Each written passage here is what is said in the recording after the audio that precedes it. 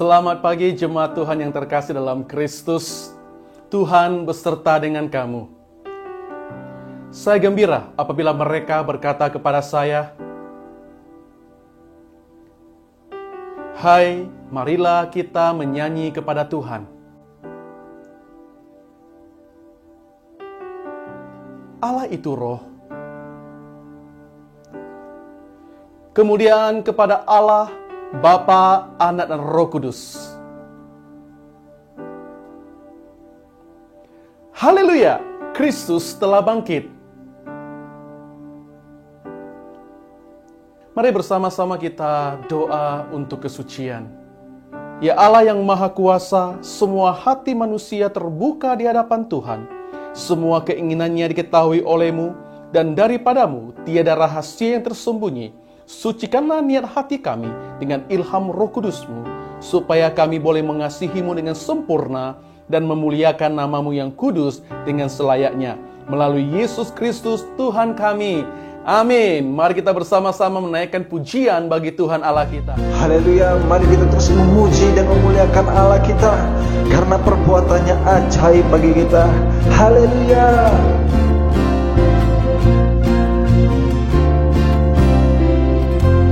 Yang hidup di dalamku,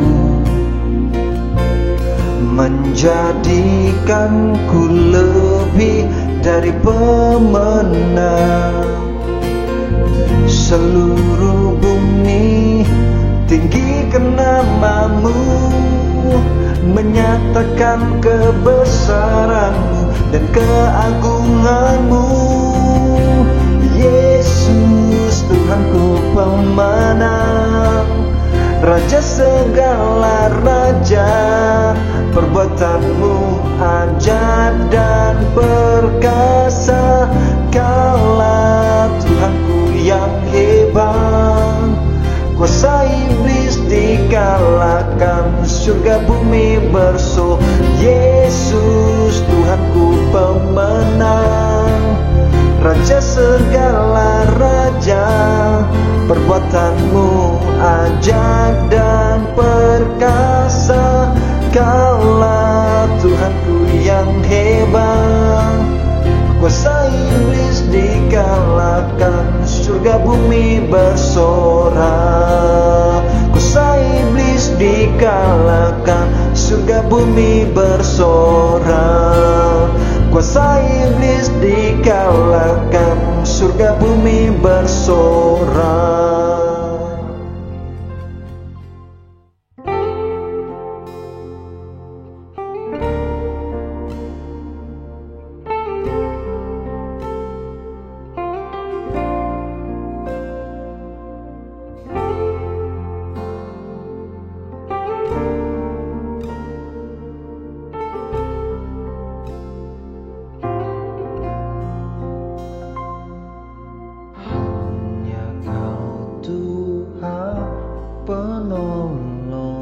hidupku,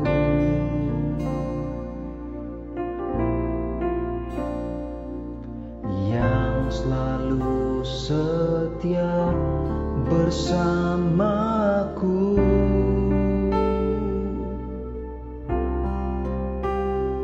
Kasih-Mu yang sanggup mengubah kehidupanku,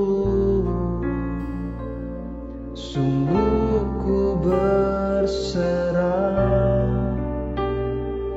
sungguh ku percaya kuasa-Mu terlebih besar, Tuhanku terlebih besar. Tak pernah terlambat janji-Mu ya Tuhan menolong hidupku. Kuasa-Mu terlebih besar, Tuhanku terlebih besar. Tak pernah terlambat janji-Mu ya Tuhan, pulihkan hidupku.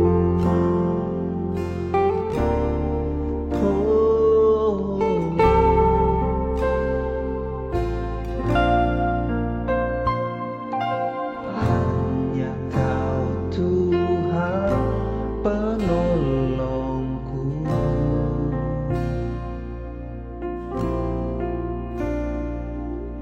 yang selalu setia bersamaku.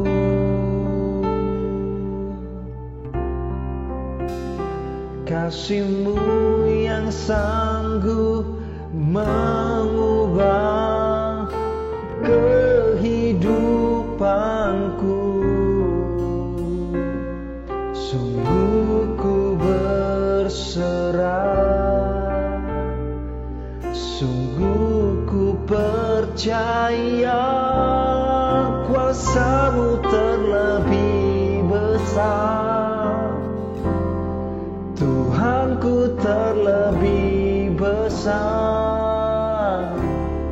Tak pernah terlambat janji-Mu ya Tuhan menolong hidupku. Kuasa-Mu terlebih besar, Tuhanku terlebih besar. Tak pernah terlambat janji-Mu ya Tuhan, pulihkan hidupku. Ku percaya Kau bekerja mendatangkan kebaikan di hidupku.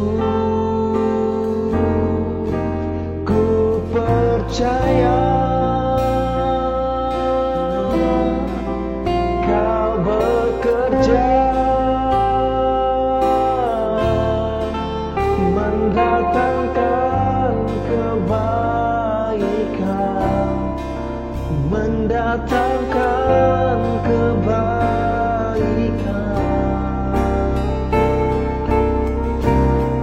Kuasa-Mu terlebih besar, Tuhanku terlebih besar. Tak pernah terlambat janji-Mu ya Tuhan menolong hidupku. Kuasa-Mu terlebih besar, Tuhanku terlebih besar. Tak pernah terlambat janji-Mu ya Tuhan, pulihkan hidupku. Tak pernah terlambat janji-Mu ya Tuhan, pulihkan hidupku.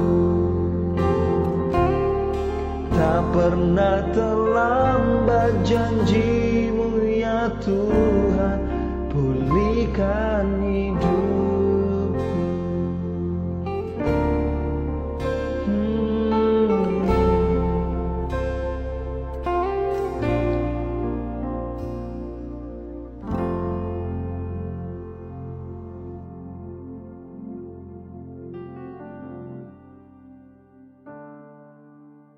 Pembacaan Alkitab diambil dari Amos pasal 7 ayat 1 sampai 17. Inilah yang diperlihatkan Tuhan Allah kepadaku. Tampak Ia membentuk kawanan belalang pada waktu rumput akhir mulai tumbuh, yaitu rumput akhir sesudah yang dipotong bagi raja.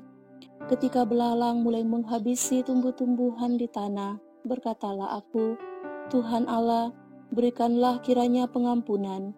Bagaimanakah Yakub dapat bertahan? Bukankah ia kecil? Maka menyesallah Tuhan karena hal itu. Itu tidak akan terjadi, firman Tuhan. Inilah yang diperlihatkan Tuhan Allah kepadaku. Tampak Tuhan Allah memanggil api untuk melakukan hukuman. Api itu memakan habis samudera raya dan akan memakan habis tanah ladang. Lalu aku berkata, Tuhan Allah, hentikanlah kiranya. Bagaimanakah Yakub dapat bertahan? Bukankah ia kecil? Maka menyesallah Tuhan karena hal itu. Ini pun tidak akan terjadi, firman Tuhan Allah. Inilah yang diperlihatkannya kepadaku. Tampak Tuhan berdiri dekat sebuah tembok yang tegak lurus, dan di tangannya ada tali sipat. Lalu berfirmanlah Tuhan kepadaku, apakah yang kau lihat, Amos? Jawabku, tali sipat. Berfirmanlah Tuhan, sesungguhnya aku akan menaruh tali sipat di tengah-tengah umatku Israel. Aku tidak akan memaafkannya lagi. Bukit-bukit pengorbanan daripada Ishak akan dilicin-tandaskan, dan tempat-tempat kudus Israel akan diruntuhkan. Dan aku akan bangkit melawan keluarga Yerobeam dengan pedang. Lalu Amazia, imam di Betel, menyuruh orang menghadap Yerobeam, Raja Israel, dengan pesan, Amos telah mengandalkan persepakatan melawan tuanku di tengah-tengah kaum Israel. Negeri ini tidak dapat lagi menahan segala perkataannya. Sebab beginilah dikatakan Amos, Yerobeam akan mati terbunuh oleh pedang, dan Israel pasti pergi dari tanahnya sebagai orang buangan. Lalu berkatalah Amazia kepada Amos, perlihat, pergilah, penyalah ke tanah Yehuda, carilah makananmu di sana, dan bernubuatlah di sana. Tetapi jangan lagi bernubuat di Betel, sebab inilah tempat kudus raja, inilah bait suci kerajaan. Jawab Amos kepada Amazia, aku ini bukan nabi, dan aku ini tidak termasuk golongan nabi, melainkan aku ini seorang peternak dan pemungut buah ara hutan. Tetapi Tuhan mengambil aku dari pekerjaan menggiring kambing domba. Dan Tuhan berfirman kepadaku, pergilah, bernubuatlah terhadap umatku Israel. Maka sekarang, dengarlah firman Tuhan. Engkau berkata, janganlah bernubuat menentang Israel, dan janganlah ucapkan perkataan menentang keturunan Ishak.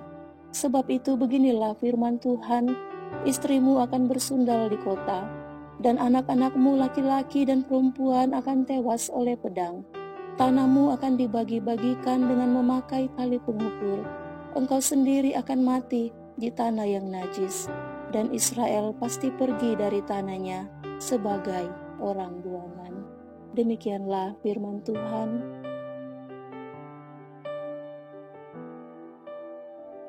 Shalom jemaat Tuhan yang saya kasih dalam nama Tuhan kita Yesus Kristus.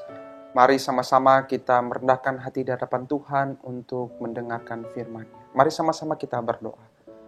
Tuhan, kami ucap syukur untuk pagi yang indah ini Tuhan berikan kepada kami. Dan pada saat ini Tuhan, kami kembali lagi menyerahkan hidup kami ke dalam tangan-Mu Tuhan, untuk mendengarkan firman-Mu dan yang menjadi landasan di dalam kehidupan kami. Tolong kami Tuhan, untuk kami dapat mengerti apa yang Engkau mau di dalam kehidupan kami. Hanya di dalam nama Tuhan Yesus kami berdoa. Haleluya. Amin. Shalom jemaat Tuhan. Mari sama-sama kita melihat bagian firman Tuhan yang tadi telah dibacakan di dalam Amos pasal yang ke-7. Dan tema saya pada hari ini yaitu bercermin dari teguran Allah. Saudara, kalau kita melihat pada saat ini ketika kita sedang mengalami masa-masa yang saya pikir kita semua boleh rasakan, yaitu masa-masa sulit, di mana kita sedang menghadapi satu wabah yang begitu besar, seluruh dunia mengalaminya, dan bahkan kita juga harus mengalami yang namanya kesulitan di dalam pekerjaan. Mungkin kita juga mengalami masalah ekonomi, dan lain sebagainya. Nah, di dalam keadaan seperti ini, kadang-kadang kita sebagai ataupun secara manusia, kita pasti akan merasakan satu kekhawatiran, satu kegentaran yang membuat kita akhirnya putus asa, mungkin membuat kita akhirnya kecewa, dan membuat kita akhirnya menjalani hidup ini dengan sulit. Nah, saudaraku yang saya kasih dalam nama Tuhan, tetapi justru di dalam keadaan seperti ini kita mau melihat dan kita mau belajar apa yang sebenarnya Tuhan mau lakukan di dalam kehidupan kita ketika Dia mengizinkan wabah ini terjadi di dalam kehidupan kita. Mungkin beberapa orang menghadapi wabah seperti ini, mereka merasa bahwa mungkin Tuhan sedang menghukum, ataupun Tuhan sedang mengajari kita, ataupun Tuhan sedang memberikan satu teguran yang keras di dalam kehidupan kita. Saudaraku yang saya kasih dalam nama Tuhan, saya mau mengatakan kepada kita semua, ya, bahwa sebenarnya kalau kita melihat keadaan sekarang ini, Tuhan mau kita lebih melihat kembali kepada Allah yang ada di dalam hidup kita, yaitu Yesus Kristus. Tuhan mau kita lebih memfokuskan diri kita. Tuhan mau mengarahkan kita lebih peka, lebih dekat lagi dengan tujuan Allah di dalam kehidupan kita sebagai orang-orang percaya. Oleh karena itu, kalau kita melihat di sini Bapak Ibu sekalian, bahwa ketika Amos sedang ada di dalam satu dilema besar, ketika Tuhan memilih dia sebagai nabinya untuk menegur bangsa Israel yang saat itu jauh daripada hadapan Allah. Oleh karena itu, di dalam Amos 7 ini kita akan melihat bagaimana Amos itu meminta belas kasihan kepada Tuhan atas bangsanya. Dan bagaimana juga kita akan melihat Allah melakukan hal yang luar biasa di dalam kehidupan bangsa Israel untuk mengubah kehidupan bangsa yang dipilihnya. Oleh karena itu Bapak sekalian, kita akan melihat ada beberapa hal. Bagaimana kita bisa bercermin daripada teguran Allah di dalam kehidupan kita. Yang pertama kita lihat yaitu, dengarlah teguran Allah. Di dalam ayat yang pertama di sana dikatakan, inilah yang diperhatikan Tuhan Allah kepadaku.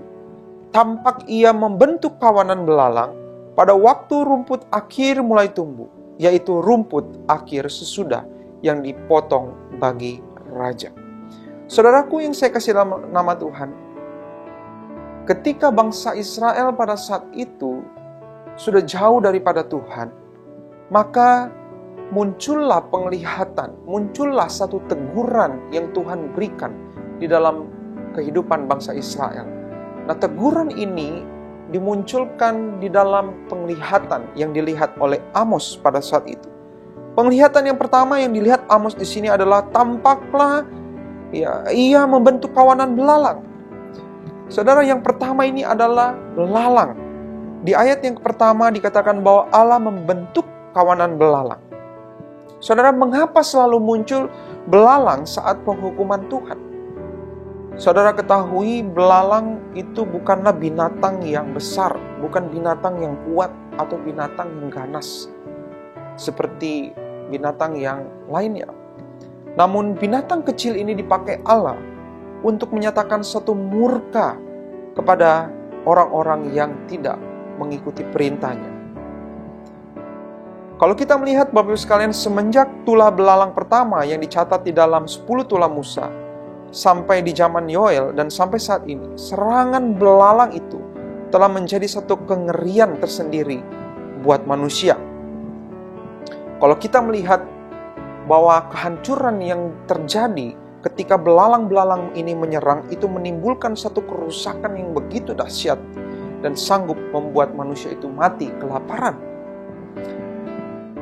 Di dalam ayat yang kedua sana dikatakan, ketika belalang mulai menghabisi tumbuh-tumbuhan di tanah, berkatalah aku, Tuhan Allah, berikanlah kiranya pengampunan. Bagaimanakah aku dapat bertahan? Bukankah ia kecil? Maka menyesallah Tuhan karena hal itu. Itu tidak akan terjadi, firman Tuhan. Saudara, kalau kita melihat, ketika Amos melihat penglihatan yang pertama ini membuat Amos takut, membuat Amos berdoa dan berseru kepada Allah. Dan bahkan di sini kita melihat Amos meminta satu pengampunan kepada Tuhan untuk mewakili bangsanya. Dan kalau di sini kita melihat bagaimana Amos berkata, bagaimana Yakub dapat bertahan? Bukankah dia kecil? Dan ketika di situ juga dikatakan, maka menyesallah Tuhan karena hal itu semua. Dan ketika kita melihat ini Bapak Ibu sekalian, satu pelajaran yang luar biasa kita melihat ketika Allah menegur bangsanya melalui penglihatan yang dilihat oleh Amos. Apa yang dilakukan oleh seorang hamba ini? Dia merendahkan dirinya, dia menyerahkan dirinya di hadapan Tuhan. Dan bahkan yang paling luar biasanya saudaraku, dia berdoa mewakili semua bangsanya dan berkata kepada Tuhan, Tuhan, ampunilah bangsaku, ampunilah kami semua. Oleh karena itu kalau kita melihat doa daripada Amos di sini, doa yang dipanjatkan oleh Amos itu bukanlah doa yang egois, bukanlah doa yang mementingkan kepentingannya sendiri.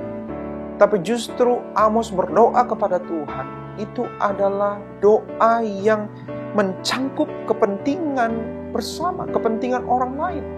Dan bukan hanya itu saja, justru Amos melakukan doanya kepada Tuhan. Dia mengingat bahwa manusia adalah manusia yang terbatas. Bangsa Israel adalah manusia ciptaan Tuhan, yang dimana mereka bisa melakukan kesalahan di mata Tuhan. Dan Amos berdoa kepada Tuhan, Tuhan ampunilah kami. Kami memang bersalah.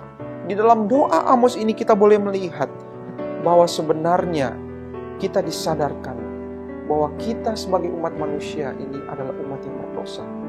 Dan kita memerlukan pengampunan daripada Tuhan. Ayat yang keempat di sana dikatakan, inilah yang diperlihatkan Tuhan Allah kepadaku. Tampak Tuhan Allah memanggil api untuk melakukan hukuman. Api itu memakan habis samudera raya dan akan memakan habis tanah ladang. Lalu aku berkata, Tuhan Allah, hentikanlah kiranya. Bagaimanakah Yakub dapat bertahan? Bukankah ia kecil? Maka menyesallah Tuhan karena hal itu. Ini pun tidak akan terjadi, firman Tuhan Allah. Saudara, penglihatan yang kedua itu lebih mengerikan daripada penglihatan yang pertama. Di mana kalau di sini kita melihat bahwa api menghanguskan samudera raya, bahkan menghabiskan tanah ladang dan semua isi yang ada pada saat itu. Di sini di ayat keempat kita melihat bagaimana Amos itu sekali lagi dia berdoa kepada Tuhan. Di mana Amos, kalau saya mau bahasakan, dia berlutut di hadapan Tuhan dengan menyadari bahwa dirinya dan juga bangsanya adalah umat yang berdosa. Dan dia mengatakan kepada Tuhan, Tuhan ampunilah kami. Saya pikir tahap inilah tahap di mana Amos betul-betul bersujud kepada Tuhan untuk mengatakan kepada Tuhan dengan kengerian yang luar biasa ini, Tuhan ampuni kami. Saudara, api ini yang mengartikan satu penghancuran, satu kematian, satu kebinasaan umat manusia yang berdosa. Oleh karena itu, di lain daripada itu juga api ini mengibaratkan bagaimana kekuasaan Tuhan, kekuatan Tuhan, kekuatan Allah atas penghakimannya bagi dunia ini, bagi bangsa dan negara ini. Negara yang bangsa yang ada saat itu, bangsa Israel.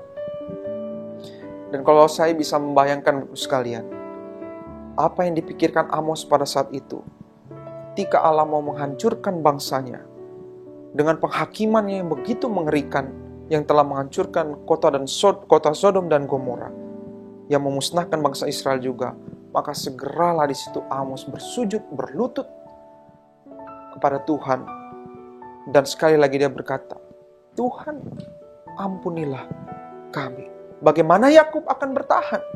Bukankah dia kecil? Maka di sana kita melihat, sekali lagi Allah menyesal karena hal itu, dan penghakiman ini pun tidak terjadi.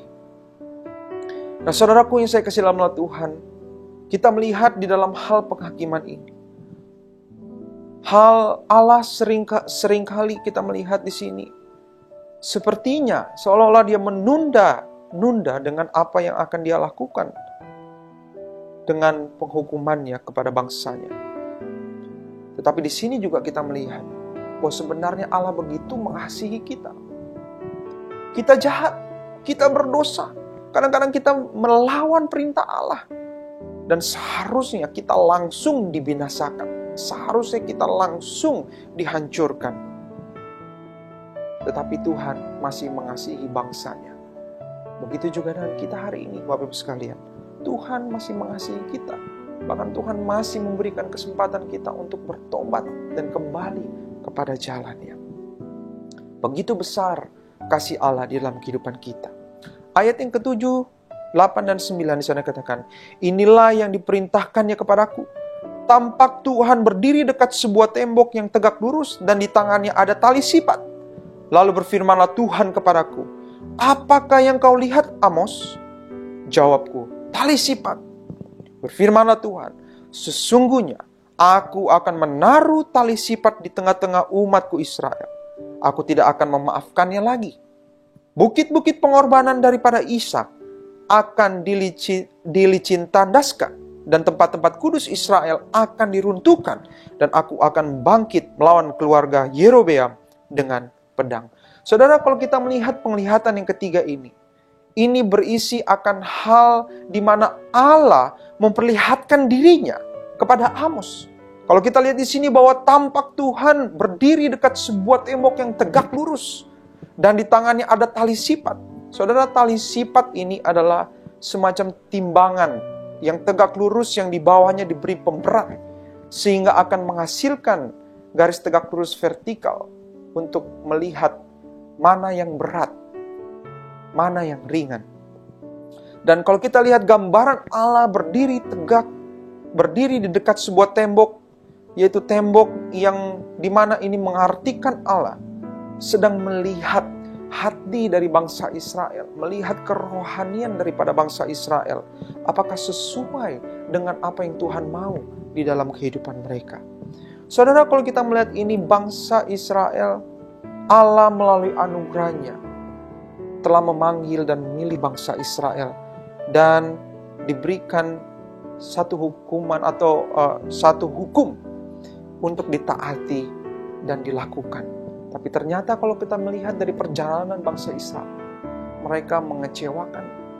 Mereka melakukan apa yang jahat di mata Tuhan. Dan bangsa Israel tidak melakukan apa yang Tuhan perintahkan kepada mereka. Bahkan Israel telah menyimpang jauh dari kehendaknya. Saudara, kalau kita melihat di dalam zaman Raja Yerobeam ini, bahwa keadaan politik dan agama saat itu di dalam bangsa Israel begitu hancur. Ditemukanlah berbagai macam upacara-upacara keagamaan secara lahiriah. Mereka kelihatannya sepertinya beribadah kepada Tuhan, tapi namun mereka sebenarnya tidak melakukan di dalam hati mereka.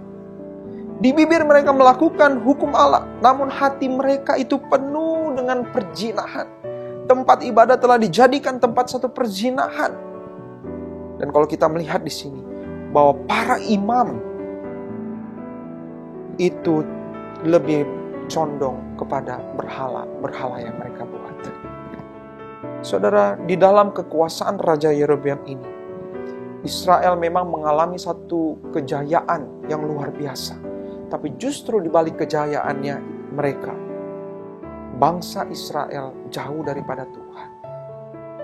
Kejayaannya itu membuat mata hati mereka tertutup dan akhirnya mereka tidak bisa lagi melihat Allah.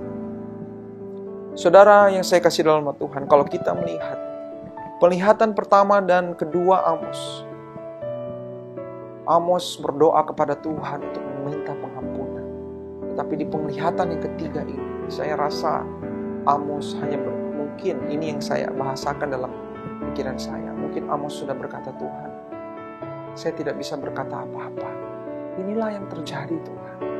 Hati hamba sedih dengan melihat keadaan bangsa ini yang jauh daripada Tuhan. Saudaraku, di dalam penglihatan ketiga ini adalah satu penghakiman yang Tuhan berikan kepada bangsa Israel, bahwa mereka tidak mengikuti perintah Tuhan. Saudaraku, bahwa ketika kita melihat memang Allah menyesal dengan perbuatannya, tapi bukan berarti kata menyesal di sini Tuhan tidak mengetahui apa yang Dia lakukan. Tapi justru di sini lebih mengatakan kepada kita. Ini menjadi satu gaya percakapan kepada manusia yang telah jatuh ke dalam dosa. Artinya Tuhan masih memberikan kesempatan kepada mereka untuk bertobat, untuk kembali kepada jalannya. Dan di sini sebenarnya kata menyesal ini ada kandungan kasih Allah di dalamnya. Di mana Allah mau mengatakan kepada kita semua, aku masih mengasihimu. Tapi mengapa engkau mengecewakan hatiku, mendukakan hatiku?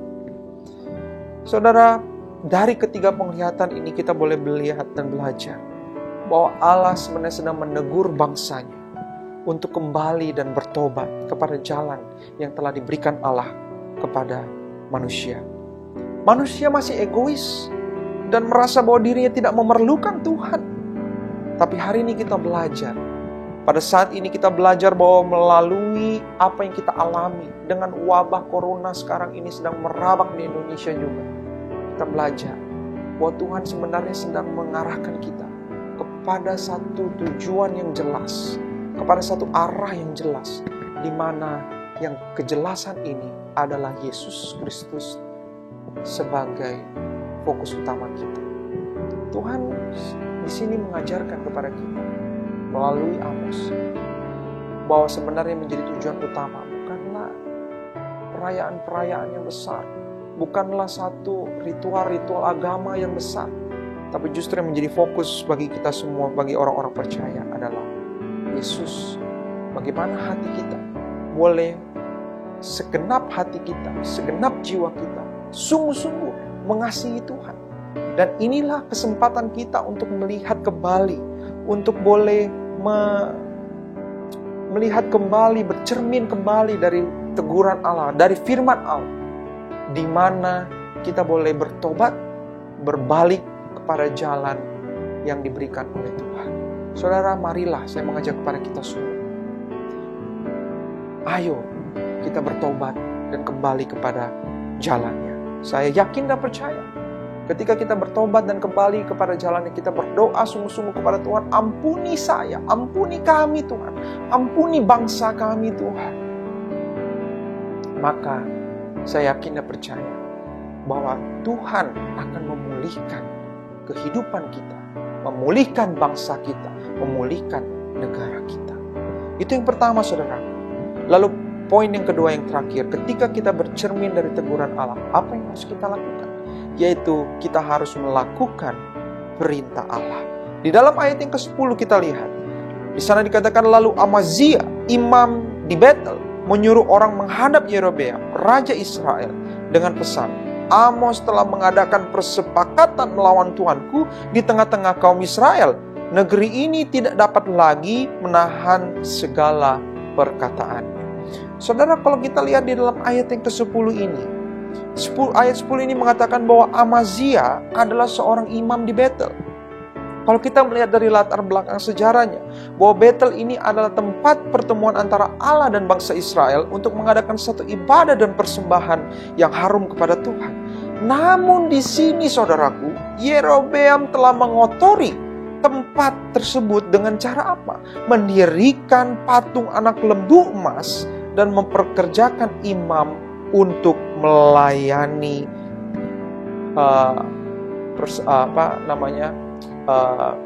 patung lembu emas ini. Jadi kalau kita lihat di sini Bapak Ibu sekalian, Imam Amazia adalah imam untuk anak patung lembu emas yang ditempatkan oleh Raja Yerobeam kedua untuk meneruskan jabatan imam sebelumnya yang telah ditempatkan oleh ayahnya yang bernama Yerobeam pertama. Karena kita tahu bahwa orang yang dipilih oleh imam menjadi seorang imam itu bukan ditentukan oleh manusia, tapi oleh Allah sendiri. Dan Yerobeam telah melanggar akan hal ini. Nah, Amazia telah memberikan satu fitnahan kepada Amos yang mengatakan bahwa Amos sedang melakukan satu perlawanan kepada raja. Saudara, seorang nabi Allah yang dipilih oleh Tuhan telah difitnah oleh seorang imam, yaitu Imam Amazia.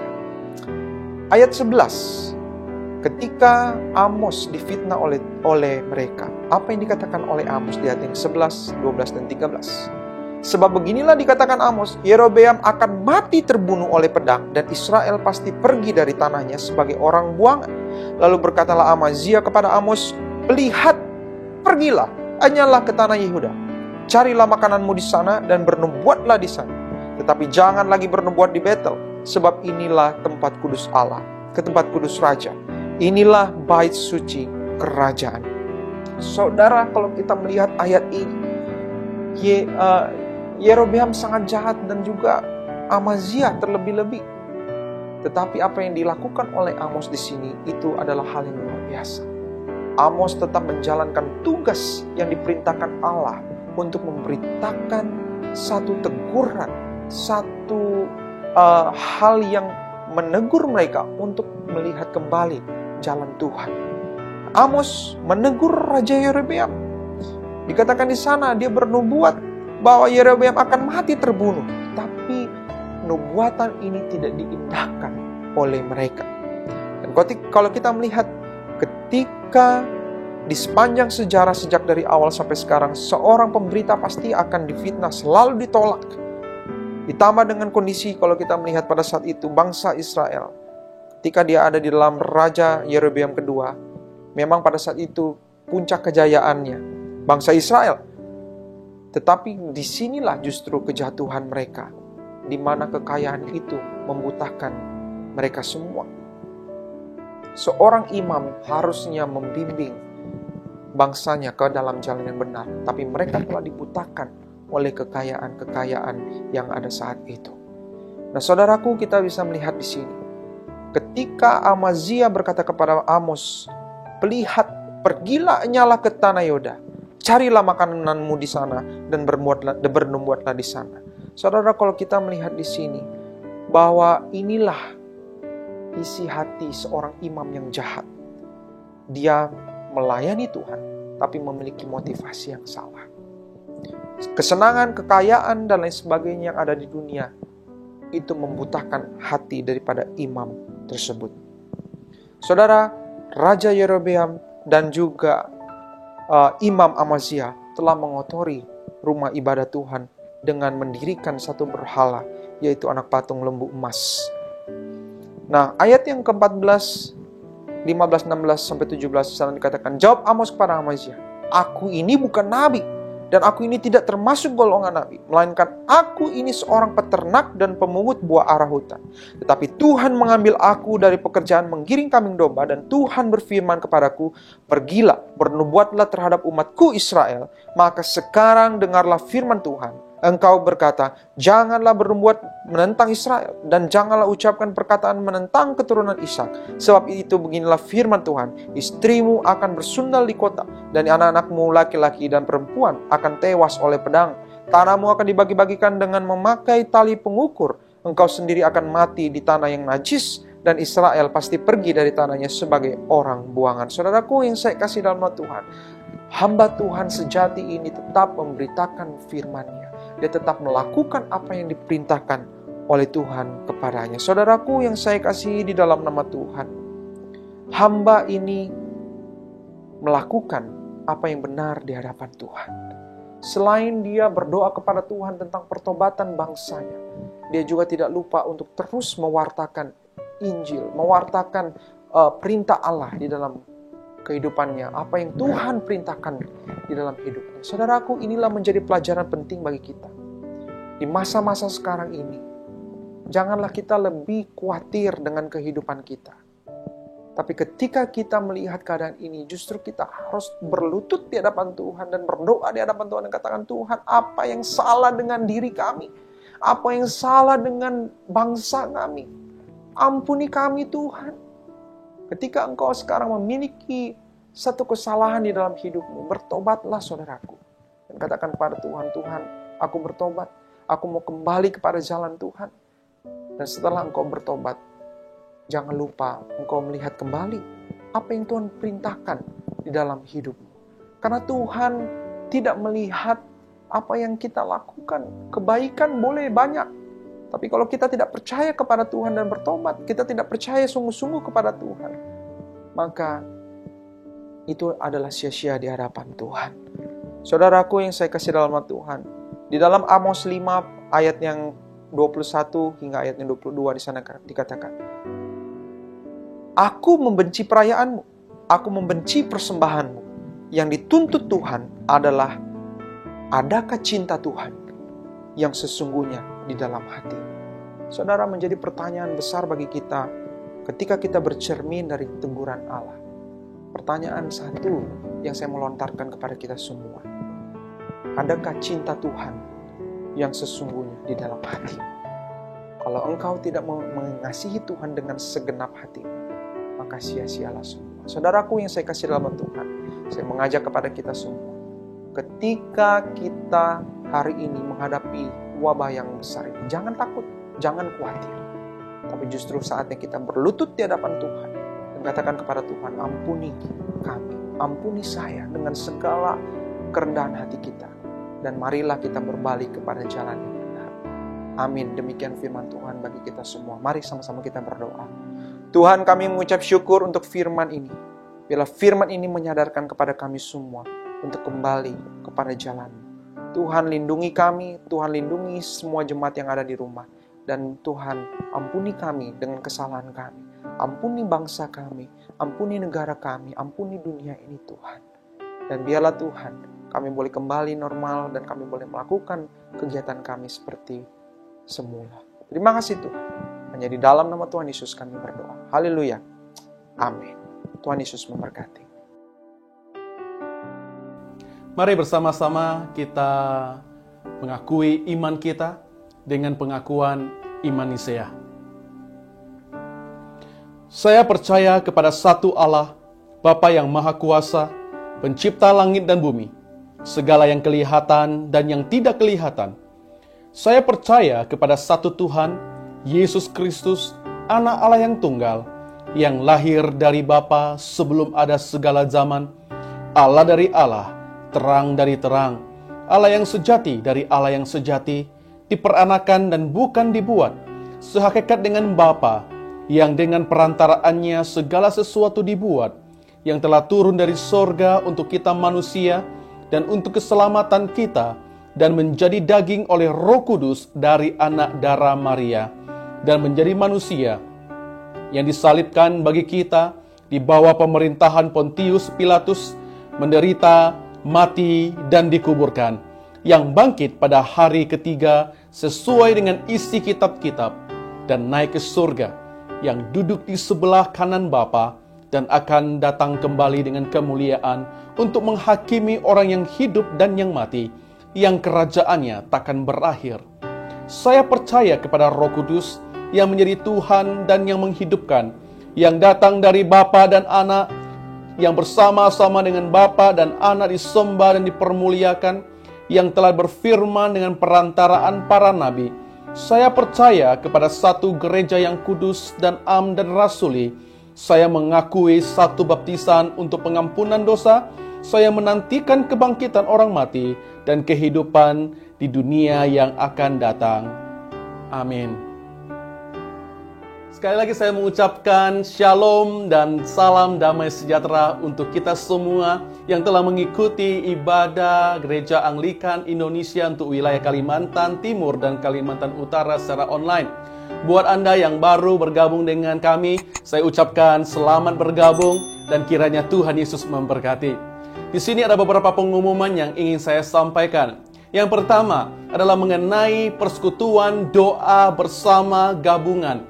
Setiap hari Selasa pukul 20 waktu Indonesia Tengah atau jam 8 malam melalui aplikasi Zoom, di mana Anda bisa melihat ID-nya dan juga dapat bergabung bersama dengan kami di dalam persekutuan doa gabungan ini. Saudara-saudariku, saya mengundang Anda untuk dapat masuk dalam aplikasi itu lebih awal, yaitu 5 menit sebelum jam 8, sehingga kita dapat memulai dengan tepat waktu dalam persekutuan doa kita. Dan selanjutnya adalah mengenai persembahan. Bagi saudara-saudariku yang rindu untuk memberi persembahan, persembahan dapat disalurkan via transfer ke rekening gereja yang tertera di layar Anda, baik untuk Tarakan dan Samarinda melalui Bank BNI, dan juga untuk gereja kita yang ada di Nukan melalui Bank BRI atas nama Gereja Anglikan Indonesia. Kita mengucap terima kasih buat jemaat Tuhan yang setia memberi, dan kiranya Tuhan Yesus Kristus akan memberkati kita semua. Selamat memberi, dan biarlah melalui pemberian kita, nama Tuhan akan dipermuliakan. Demikianlah pengumuman pada hari ini. Kiranya Tuhan Yesus memberkati kita semua, dan sampai jumpa lagi. Mari jemaat Tuhan, kita arahkan hati dan pikiran kita, dan dengan iman, mari kita terima berkat daripada Tuhan Allah kita. Damai sejahtera Allah yang melampaui segala akal, memelihara hati dan pikiranmu di dalam pengetahuan dan kasih Allah, dan di dalam anaknya Yesus Kristus Tuhan kita. Dan berkat Allah yang Maha Kuasa, Bapa, Anak, dan Roh Kudus, menyertai saudara dan tetap bersamamu senantiasa. Amin. Demikianlah ibadah kita pada hari ini. Kiranya kita semua diberkati Tuhan dan tetap setia, tetap kuat di dalam Kristus. Sampai jumpa di ibadah dan program selanjutnya. Tuhan Yesus memberkati. Shalom. Bagi Anda yang rindu untuk menerima pelayanan doa, silakan hubungi nomor yang tertera atau tinggalkan pesan di kolom komentar. Tim kami akan siap untuk melayani Anda.